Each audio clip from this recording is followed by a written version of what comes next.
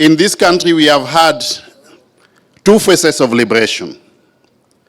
The first liberation led to the attainment of independence of the Republic of Kenya. That was led by politicians. The second liberation facilitated the transition from single-party dictatorship to multi-party democracy. That again was led by politicians. But with those two liberations in place, good people, we are now on the threshold of the third liberation. That third liberation will not be political, but it has to be economic liberation of the Kenyan people. That is why His Excellency the President, leading from the front, is very, very deliberate about the development agenda of this region of Nyanza. This is a region which has largely been neglected before, both politically and economically.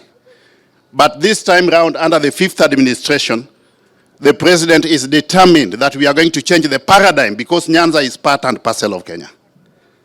And those of us who serve in the high echelons of the national executive, working in partnership with all integral stakeholders from this region, the governors, the elected members of parliament, both inclusive and imperative, we have agreed as a people that we are going to be united in the pursuit of economic development of Nyanza.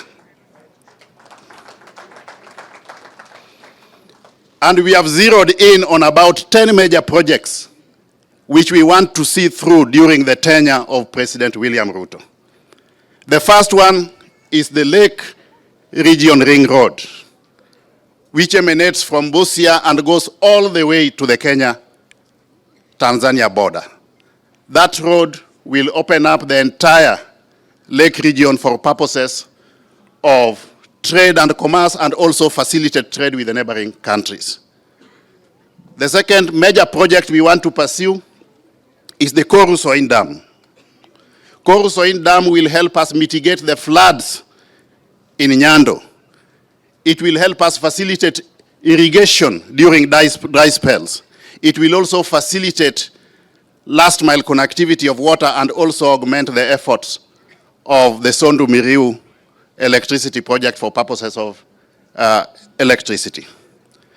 In equal measure, we will pursue the Magwagwa Dam in Kisii.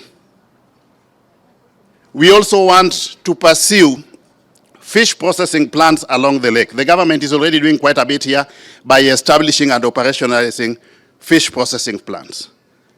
We want to see revitalization of the sugar companies because sugar is a major economic base of the Nyanza region.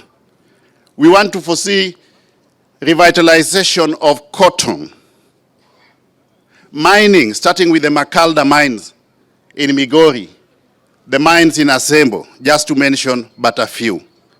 We want to see a potato processing plant in Kuria and a soapstone factory in Kisii. Of course, all of this will be augmented by enablers such as electricity, water, and interconnectivity of roads. So what I want to assure you, good people, is that under this government of William Ruto, we want to see tangible economic benefits for the good of the people of Nyanza, just as is happening in other parts of the country.